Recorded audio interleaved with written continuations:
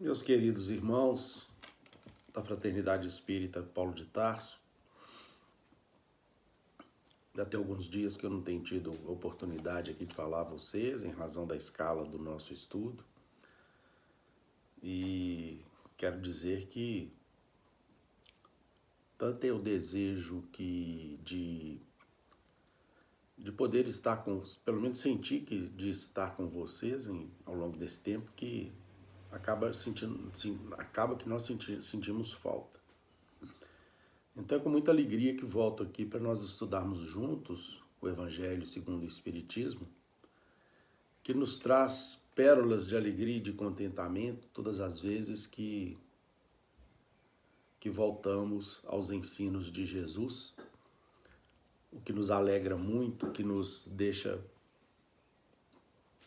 sentindo essas filigranas de felicidade que são possíveis de ser vivenciadas aqui no nosso mundo, como se nós nos transportássemos por alguns instantes a um mundo belo, a um mundo maravilhoso, de paz, de amor, como se fosse um prelibar daquilo que nos aguarda se nós, na condição de espíritas cristãos, de fato conseguimos cumprir os nossos deveres aqui na Terra.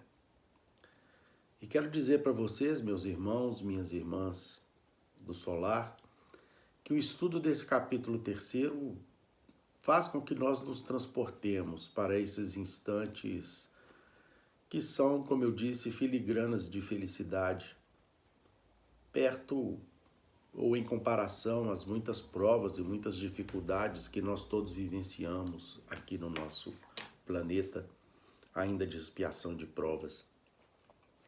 Que é essa lição do capítulo 3º do Evangelho segundo o Espiritismo, que muito acertadamente Kardec dá o título de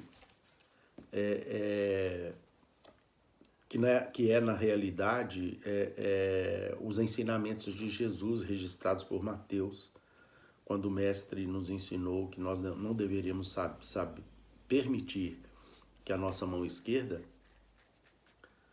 soubesse o que dê a nossa mão direita, ou o que dá a nossa mão direita. E não essa figura das mãos esquerda e direita utilizada por Jesus, ela tem suas raízes no livro de Números, e em que os judeus utilizavam como regramento para o cômputo de dos seus haveres, do patrimônio das sinagogas, que eram espalhadas por toda a região da Judéia. E no livro de Números mostrava que a mão esquerda era um exemplo de contabilidade, tinha um símbolo da contabilidade. O patrimônio das sinagogas era como que contabilizado pela mão esquerda. Então é por isso que Jesus nos quis mostrar o seguinte, que nós não contabilizássemos o bem que eventualmente nós fizéssemos ao nosso semelhante. E a partir daí, Kardec estabelece nesse capítulo 3º exatamente essa disposição que o Cristo nos ensinou. E Jesus deixou muito claro que, sob pena de não ter valor nenhum o bem que eventualmente façamos aqui na Terra, é fundamental que nós façamos esse bem de maneira discreta, anônima, auxiliando e desejando auxiliar, sem que aqueles irmãos que nós eventualmente venhamos a assistir tenham que passar pela vergonha de perceber que estão recebendo algum tipo de benefício por parte de cada um de nós. E esse item 4, que é o objeto do nosso estudo dessa tarde, conforme vocês já viram nos esclarecimentos tão oportunos da nossa irmã Miriam, é uma página que relata um fato que também ficou anônimo durante algum tempo, mas que depois, como nós nós veremos, ele acabou sendo revelado tempos depois, e ele consta, os protagonistas, a principal protagonista desse fato, ela consta de uma mensagem do livro do Céu e o Inferno, que nós vamos aqui resumir um pouco mais adiante. Os infortúnios ocultos narrados nessa lição, eles são contados já naquele tempo do século XIX em que ele se passa.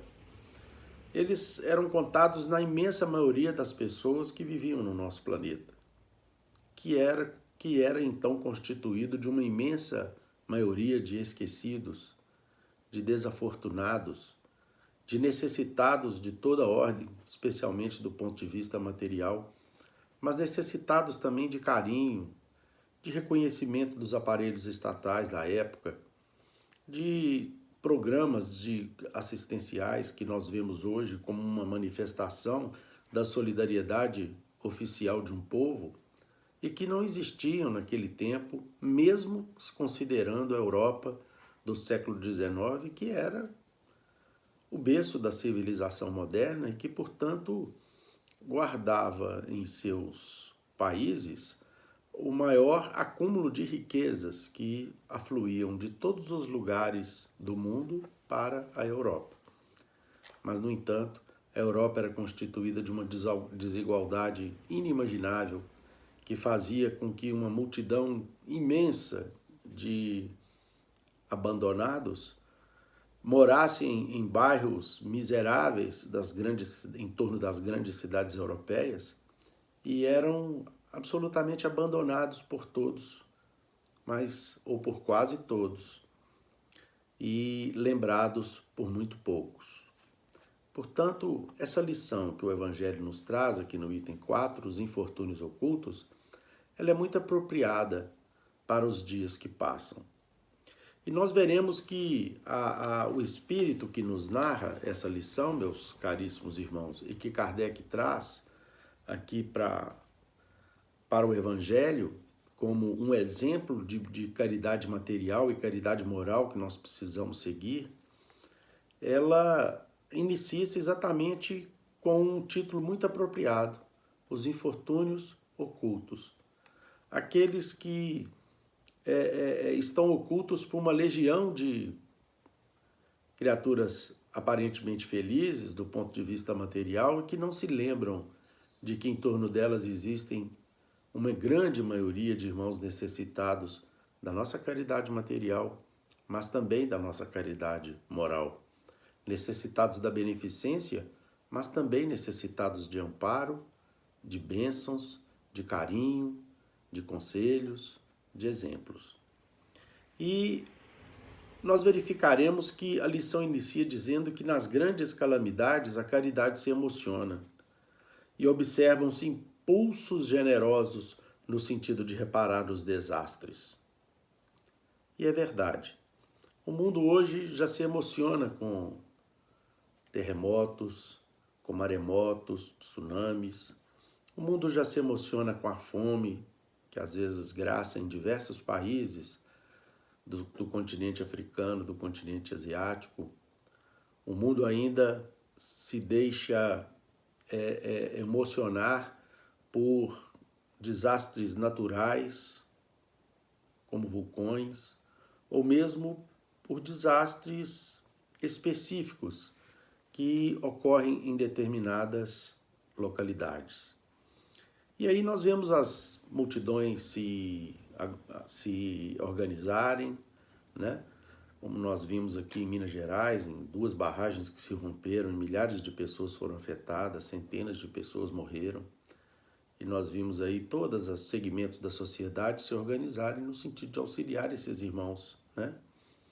Mas a par de todos esses fatos que fazem com que as pessoas tenham impulsos generosos, nós temos os desastres particulares, que passam desapercebidos da mídia, que passam desapercebidos da imprensa, que não tem testemunhas na grande imprensa ou na grande mídia, que não promovem determinadas pessoas quando vão lá para poder auxiliar esses infortúnios discretos e ocultos que só a verdadeira generosidade sabe descobrir sem esperar que peçam assistência.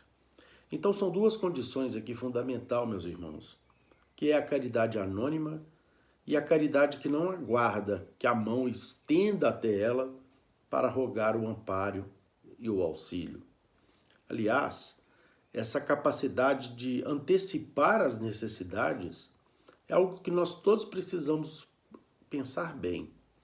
Antecipar a necessidade é exatamente permitir que aqueles que a gente está antevendo um desastre ou um problema evitem de ter que passar o constrangimento de ter que estender as mãos até nós. Antecipar a necessidade dos pais, a necessidade dos irmãos, mas sobretudo a necessidade dos desafortunados da terra, das criaturas que andam pelas ruas de ninguém, aqueles, como diz Meimei, a quem a noite pede perdão por ser longa e fria, que nós precisamos descobrir não apenas um dia ou outro, mas precisamos descobrir de maneira cotidiana e procurar auxiliá-los, ainda que nas coisinhas supérfluas, auxiliando-os nas necessidades prementes, mas também buscando ampará-los através de uma beneficência que seja capaz de não apenas prover as suas necessidades materiais, mas de lhes levantar o ânimo para a vida, de mostrar a estes irmãos a beleza da obra divina, a grandeza majestática da natureza, das oportunidades que Deus estabelece para todos nós, mesmo nas dificuldades mais prementes que nós enfrentamos. A verdadeira caridade que sabe descobrir a capacidade de levar os nossos irmãos, nos momentos em que eles sofrem, a uma condição, ainda que de passageira alegria ou de passageiro alívio. Isso é que é exatamente praticar a caridade como nos ensinava Jesus.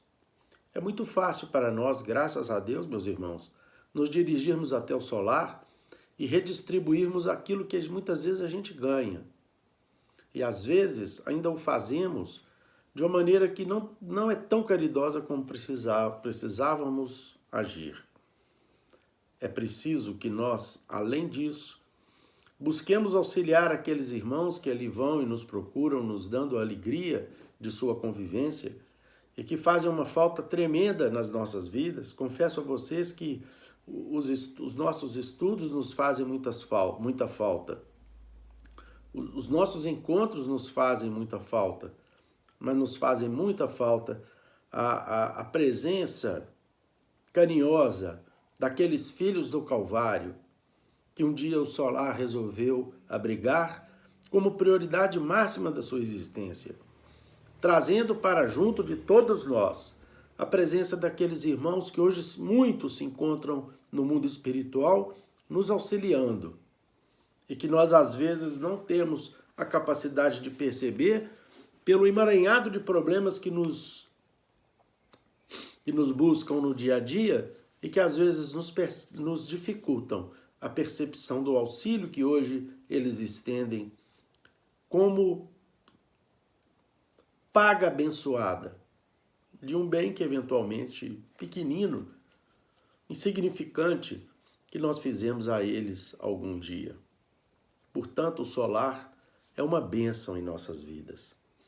E nós precisamos entender, meus irmãos, que aquelas criaturas que são eventualmente amparadas por nós e dos quais nós jamais deveremos exigir gratidão e dos quais nós jamais deveremos exigir reconhecimento, fazem com que amigos espirituais que estão em torno delas, eles sim, se sintam profundamente agradecidos pelos nossos pequenos gestos e passam a nos acompanhar como verdadeiros benfeitores de nossas vidas. Portanto, meus irmãos, essa é uma das razões pelas quais não há necessidade nenhuma de nós fazermos o bem, permitindo que esse bem apareça, que esse bem se torne de conhecimento público. Não há nenhuma necessidade Que a nossa caridade transpareça, ainda que por uma pequena fresta.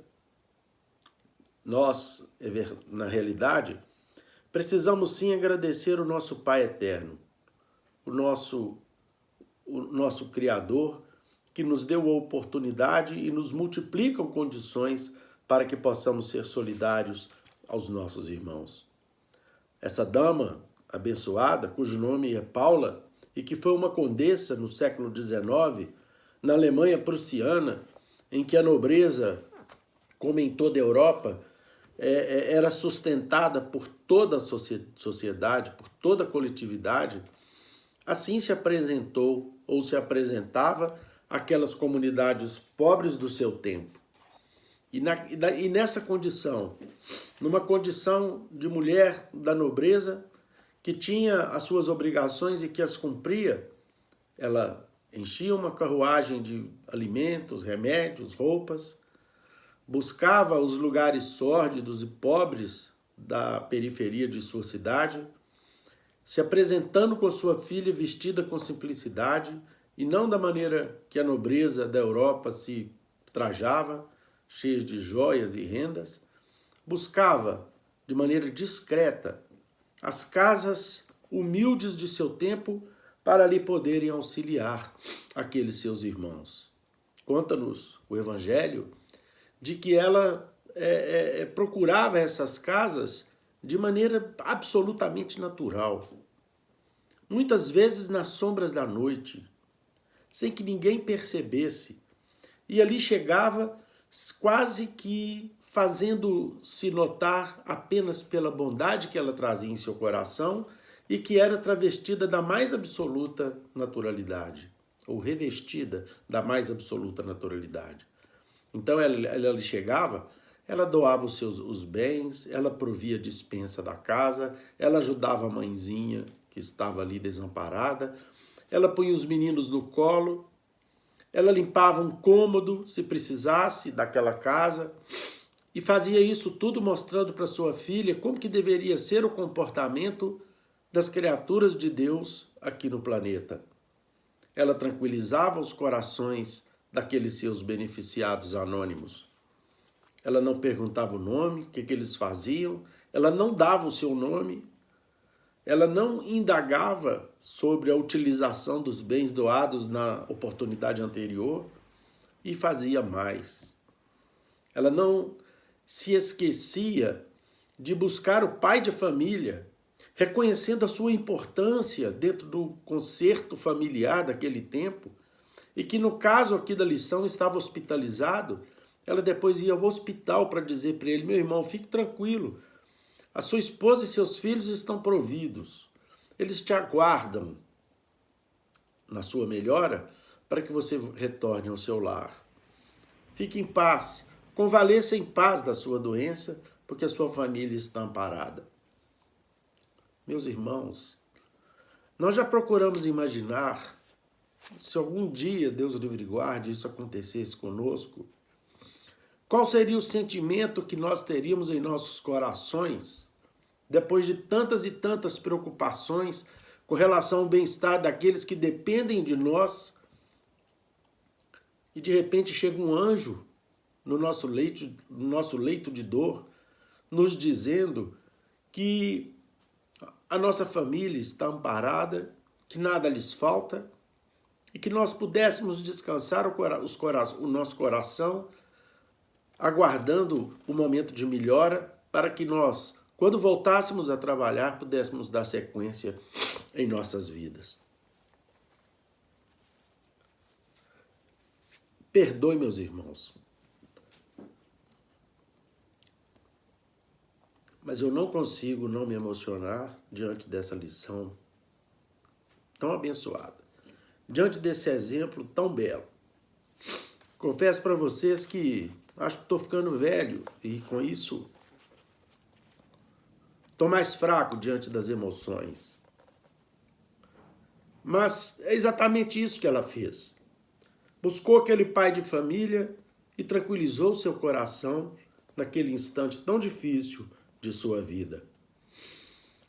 A lição, que do item 14, dá os detalhes de como ela se comportava, com a discrição imensa que ela possuía em seus corações, em sua tarefa, melhor dizendo. A mesma discrição que nós precisamos ter para com aqueles a quem nós ajudamos. O mesmo sentimento de absoluto cumprimento do dever apenas para aqueles que nós estendemos alguma coisa. E é importante que nós entendamos que, além disso, ela tinha preocupação de auxiliar o processo educativo de sua filha, mostrando à sua filha a necessidade de amar os semelhantes, de amar o próximo, de maneira a que esse próximo se sentisse amado verdadeiramente e não se sentisse humilhado sob a alegação e sob a desculpa de ser amparado por quem quer que seja. É preciso, meus irmãos, que nós, seareiros da doutrina espírita, saibamos compreender a maneira através da qual nós temos que auxiliar os nossos semelhantes.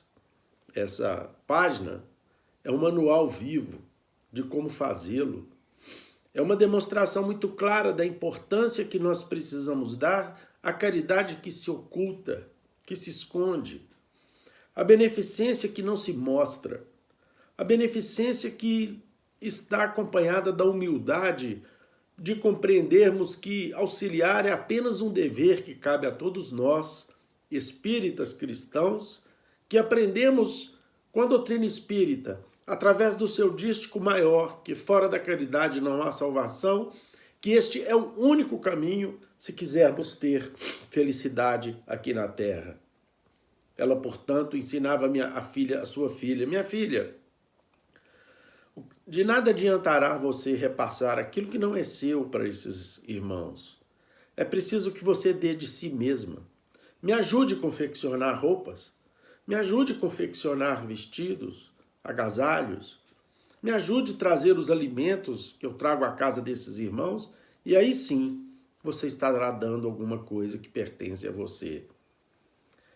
Conclui aqui essa lição abençoada aqui do Evangelho, que aquela mulher em casa era a nobre do mundo. Era a mulher que atendia suas obrigações de nobreza, porque a sua posição assim o exigia. Todos, porém, ignoravam o que ela fazia, porque ela não desejava outra aprovação além da de Deus e da sua consciência.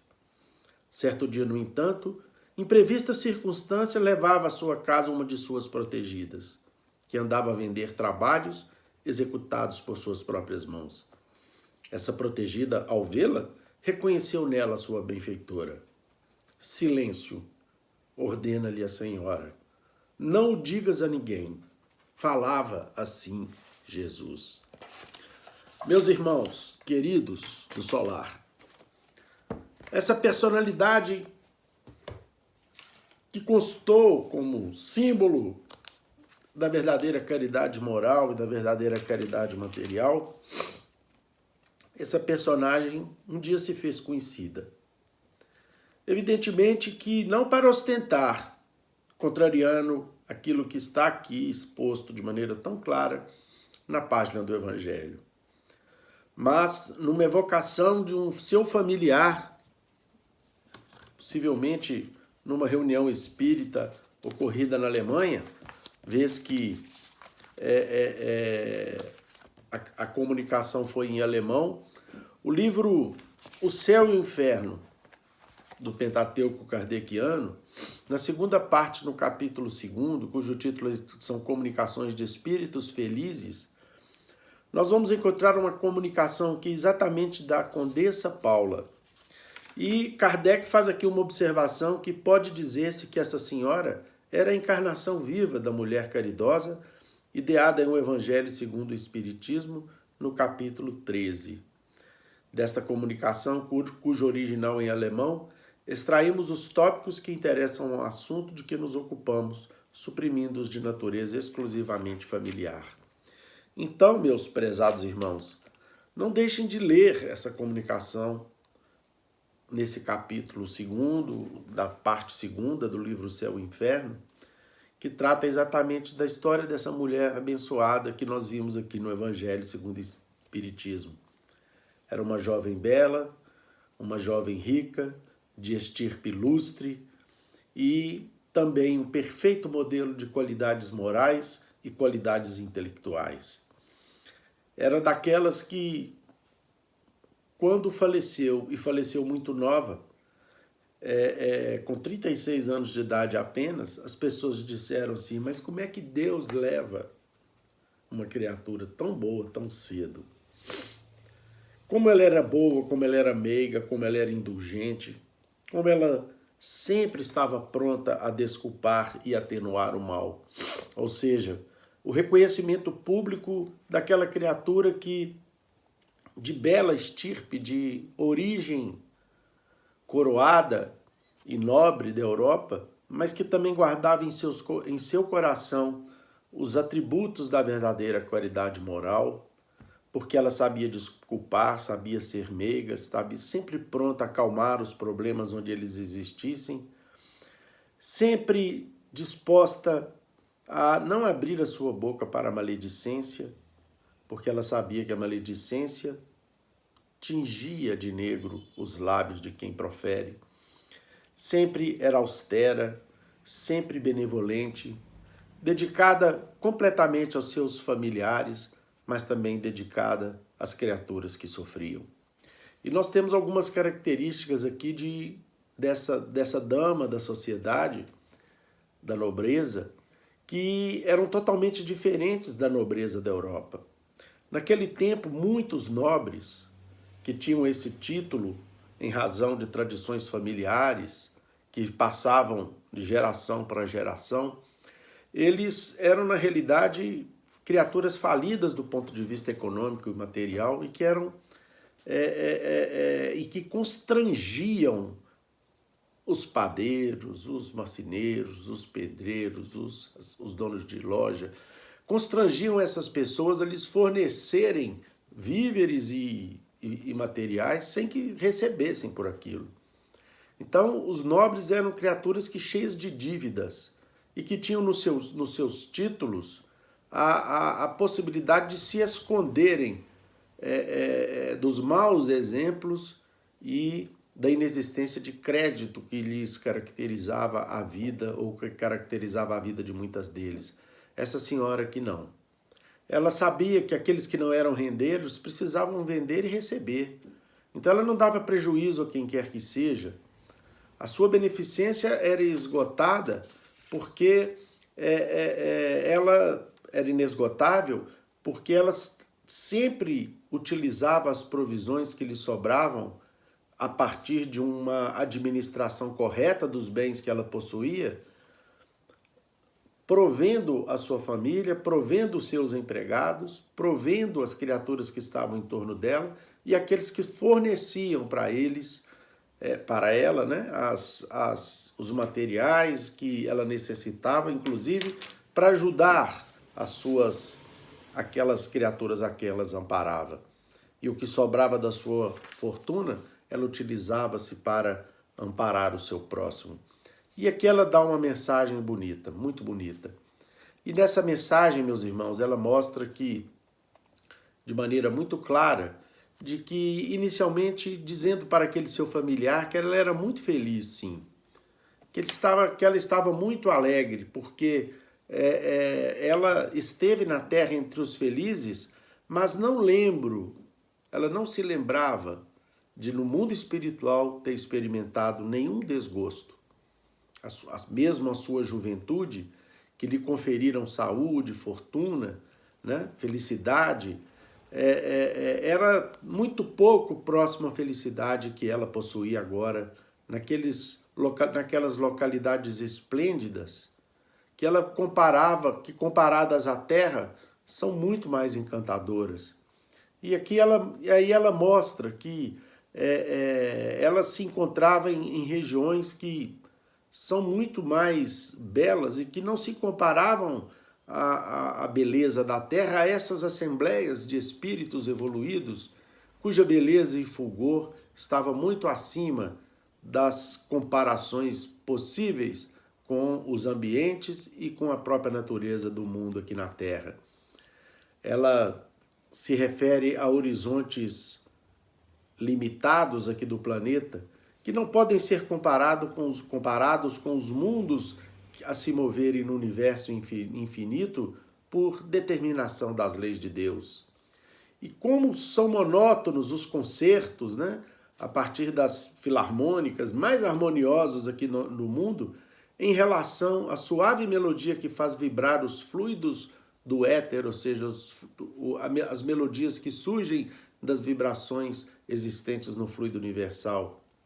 E como são tristes e sem gosto as nossas maiores alegrias comparada à sensação indescritível de felicidade que nos satura, que satura todo o ser que evoluiu como perfume benéfico, sem mesclas de inquietação e apreensão.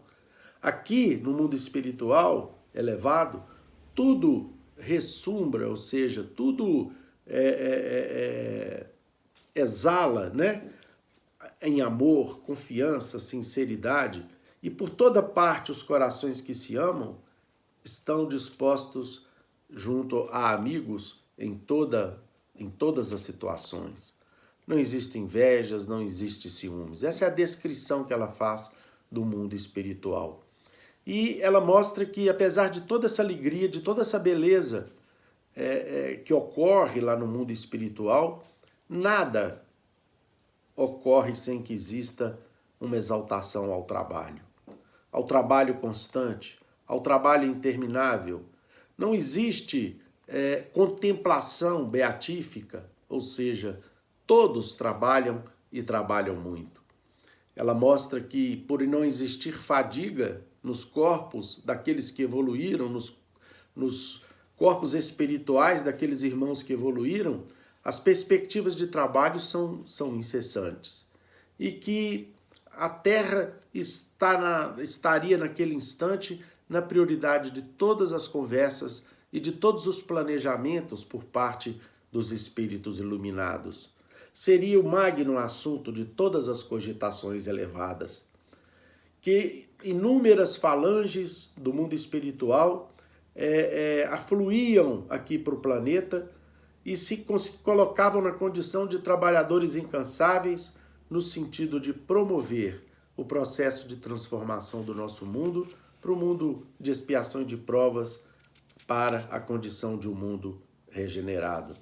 E que a Terra deveria sim passar para essa condição de regeneração, porque deveria atender a manifestação e o planejamento proveniente do nosso mestre, do nosso querido mestre Jesus. Então, meus irmãos, ela conta ao final dessa belíssima mensagem de que ela já era um espírito redimido, mas que para que ela se colocasse na condição de um espírito sábio, de um espírito iluminado, depois de muitas reencarnações de pobreza e de sofrimento, que ela precisava passar por uma última demonstração de grandeza. Como se ela fosse passar por um último estágio da sua busca incessante do seu próprio aperfeiçoamento. E ela precisava, então, reencarnar aqui na condição de nobre, na condição de mulher rica. E essa última existência, por mais meritória que porventura vos pareça, nos dizia ela, não era por si só e há tanto suficiente. Ou seja, tudo que ela tinha passado, então, era preciso que ela passasse por uma última experiência. Em várias existências anteriores, contava ela aqui, passei por provas de trabalho e de miséria que voluntariamente havia escolhido para fortalecer e depurar o meu espírito. Dessas provas, tive a felicidade de triunfar, vindo a faltar no mundo uma, que porventura de todas as mais perigosa, a prova da fortuna, do bem-estar material, um bem-estar sem sombras e sem desgosto. Nessa prova, eu correria verdadeiramente um perigo. Porém, antes de tentar essa prova, quis me sentir muito mais forte para que eu não sucumbisse.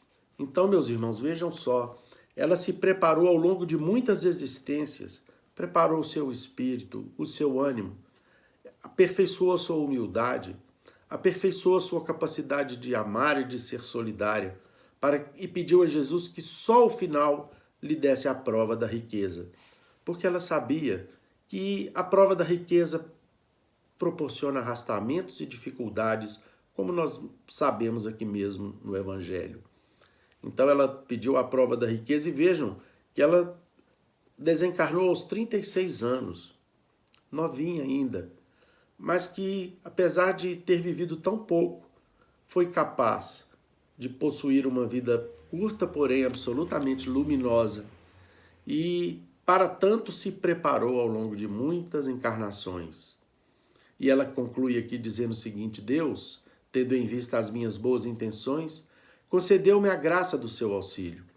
Muitos espíritos há que, seduzidos por aparências, pressurosos, escolhem a prova da riqueza, mas, fracos para afrontar-lhe os perigos, deixam que as seduções do mundo triunfem da sua inexperiência.